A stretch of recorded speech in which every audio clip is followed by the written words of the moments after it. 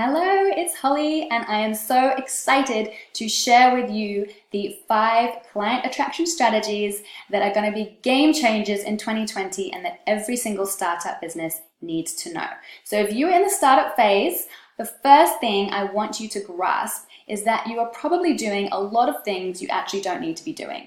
Now, when we think about the startup phase, and I think about the times that I ask people, how many clients would feel like you were officially off the starting block, that you were getting momentum, you were getting traction, and most importantly, that you were generating some cash flow.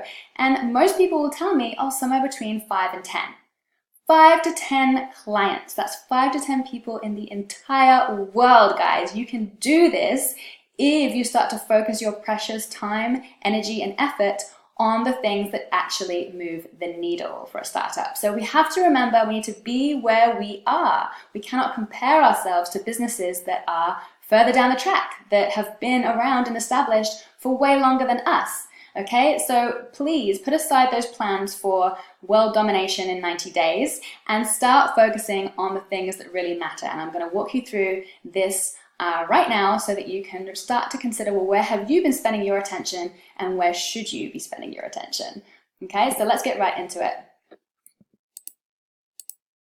So the first client attraction trigger is to enter the existing conversation with your audience. So what do I mean by that?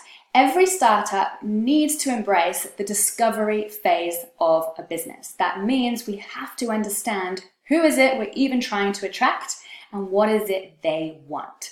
So if I had $1 for every time I had this conversation with the average person, I would probably just be sipping cocktails on the beach right now and doing nothing else. So too often I have people come to me and say, I just want to get clients. And when I ask them, who are the exact ideal clients you're trying to attract, 9 times out of 10, they cannot tell me that specifically enough in a way that I could say, oh, I know that person. I can recommend you to them, or I can put you in touch with them. I know someone who's looking for exactly what it is you have to offer. Okay, so most startups are lacking that specificity. We're putting ourselves out there and putting out good vibes and feelings and social media posts and inspiration and hoping that the right people are going to miraculously fall into our lap and ask to work with us. And it doesn't work that way. Okay, so we need to take the time. We cannot afford to skim over this step. We need to take the time to test and learn with who we think right now are our ideal client market. That might evolve over time, and that's okay. But right now, what is it these people are saying they want? What is it that's keeping them awake at night? Enter the existing conversation in your audience's mind, okay? That means you won't come across as broad stroke, vague, generic, and therefore will fail to strike a chord and fail to resonate with them. It also means you're not going to be pushing anything onto them because they're already there. So you as a startup business need to be where you are at, and you also need to be where your clients are at, okay? So we need to enter that conversation that's already going on in their head and basically be there when they are looking for the solution, okay? So get to know your ideal clients as best as you possibly can. And as we say, we're looking for that first 5 to 10 paying clients. So we need to put our attention in what is it specifically that they are asking for. Okay, client attraction trigger number 2 for 2020 is to really ensure that we are putting our efforts and our energy and ourselves into creativity and connection over credibility. So what do I mean by that?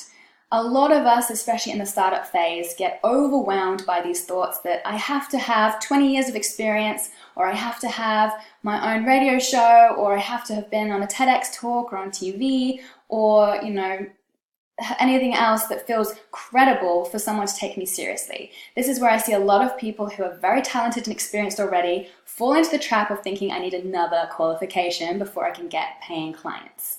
Now, if you truly want to make the world a better place in the next decade, then you need to work within your zone of brilliance, and you need to own that brilliance.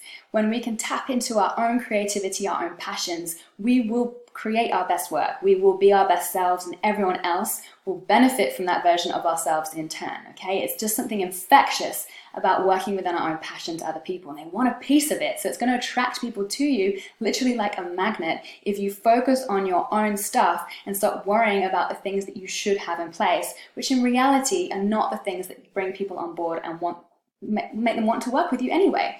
So when we think about this importance of connection, people ultimately want to work with people that they have an emotional connection with. They don't gain that from looking on your website and seeing all the different certifications that you have. They gain that from connecting with you and hearing your message, your story, your experience. All anyone ever wants to know is that they are being heard and understood. So how can you show that you hear and understand your ideal audience, that you have been where they are at right now, in their struggle, in the trenches? And the most important thing to remember here is you do not need to be the expert of the world in your niche. You don't need to be the expert of your industry. It takes so long to be seen as the expert at the top of the industry, right? That's not where a startup business begins. So you need to own your own brilliance in your own circles, in your own audience, and be fully relevant to the group of people that you're trying to attract.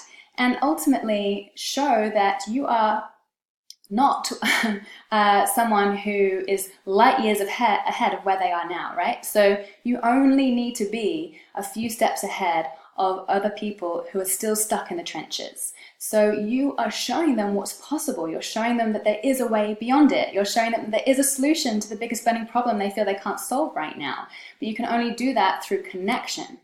Okay, so a lot of people are far more attracted to those who are just a few steps ahead because it's so much more relatable, it's so much more relevant, and that is the story that they're yearning for. That is the emotional connection that's going to be the most powerful to signing up to work with you, to hear how you did it too. So remember that it's about how can you create that connection, how can you tap into your own creative brilliance and lead with that over worrying and getting stuck with all the different credibility cues that you should have already, okay?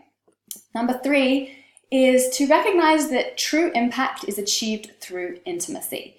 So do not spend time trying to first amass a huge following either on your list or social media before you start selling to people, before you start actually attracting ideal clients, before you show them how they can work with you, okay? Impact is not achieved through a massive Instagram following. Impact is achieved through having a level of intimacy with a core group of people who really feel that you are their person.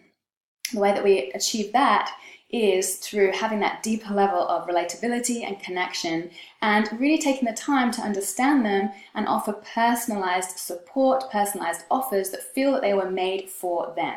The only way we can achieve that, again, is to be really connected to our audience and be tapping into that.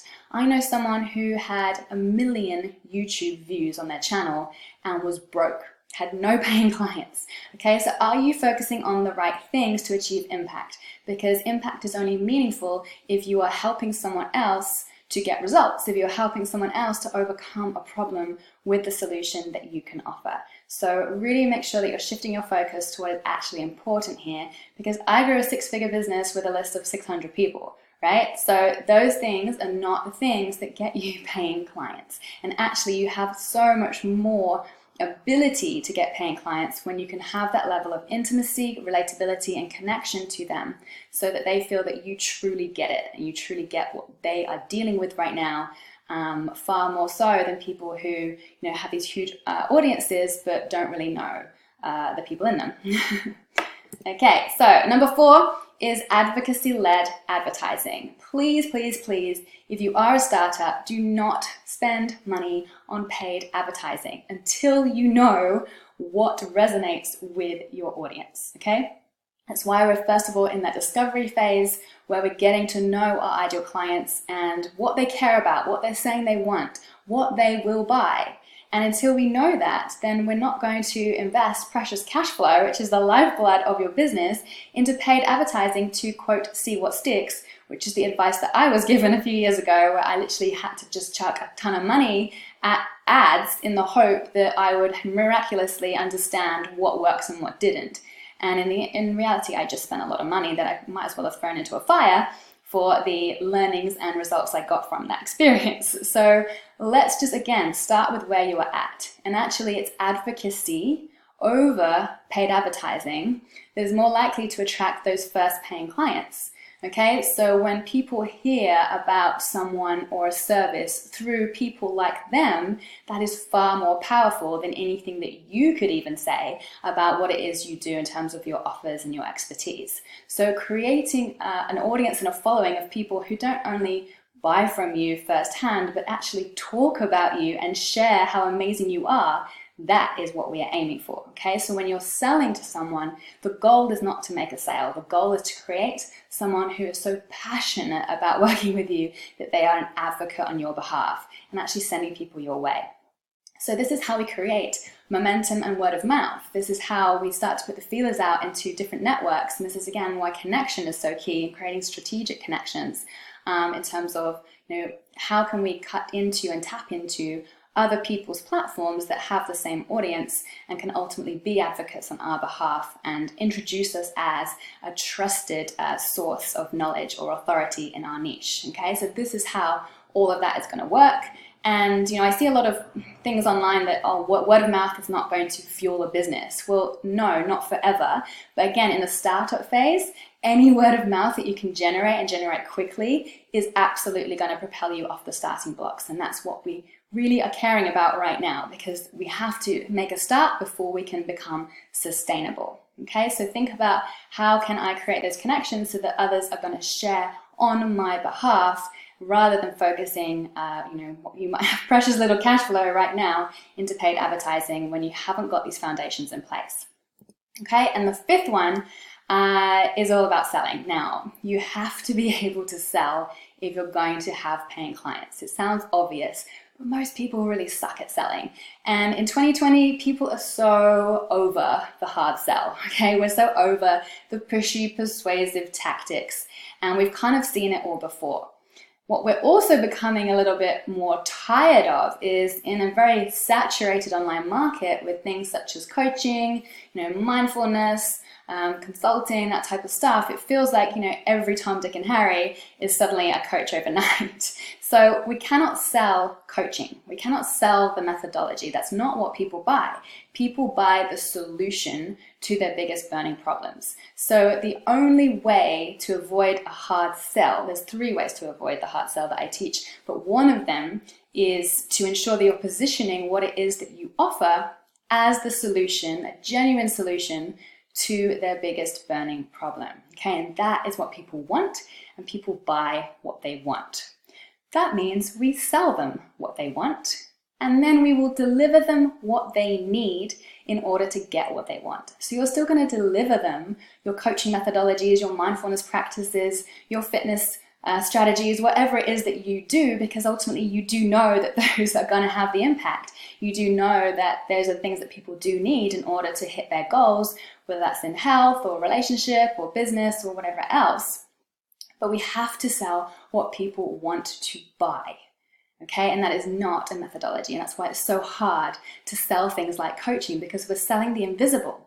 Whenever we're working in a service-based business, we are selling the invisible, and it's really hard for people to grasp onto the tangibles of what they would gain from investing their money into that. Okay, and that's why it has to be described as a solution to their problems, and that's going to make it so much more meaningful, so much more relevant, and so much more specific. And in 2020, that's what's going to be so important. In the next decade, that's what's important, because the rise of online businesses, the rise of methodologies such as coaching is just going to keep growing. So the only way that you're going to differentiate yourself is to have that laser focused specificity and feel like you are literally inside that person's head with the solution to their needs. Okay, so those are my 5 2020 client attraction triggers. I would love to hear which one resonates the most with you, where you see that you could already start making a shift. And I cannot wait to see you inside the training, where we are literally just going to blow things up and get you in a place where you can launch with confidence in 2020 to find your first paying clients, even if right now no one even knows your name. I will see you there. Take care for now.